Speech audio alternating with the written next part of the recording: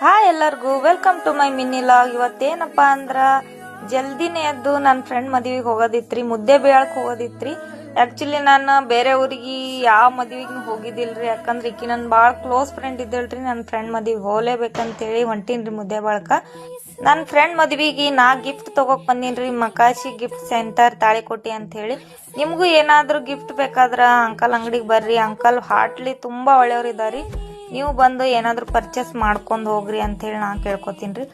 ಅಲ್ಲಿಂದ ಗಿಫ್ಟ್ ತೊಗೊಂಡು ನನ್ನ ಫ್ರೆಂಡ್ ಮನೆಗೆ ಬಂದೀನಿ. ಬಂದು ಅಲ್ಲಿಂದ ಟ್ರ್ಯಾಕ್ಸ್ ಒಳಗೆ ಮುದ್ದೆ ಬೇಳಕ್ಕೆ ಬಂದೀವಿ. ಡೆಕೋರೇಷನ್ ಅಂತರೂ ಮಸ್ತಾಗಿ ಮಾಡಿದ್ದೀರಿ.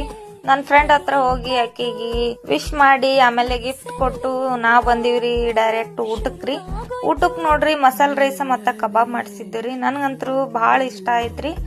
ಊಟ ಮಾಡ್ಕೊಂಡು ನನ್ನ ಫ್ರೆಂಡಿಗೆ ಬಾಯ್ ಹೇಳಿ ನಾವು ಬರಕತ್ತೀವಿ ನೋಡ್ರಿ ತಾಳಿಕೋಟಿಗೆ. ಟೈಮ್ ಭಾಳ ಲೇಟ್ ಆಗಿಬಿಟ್ಟಿತ್ರಿ.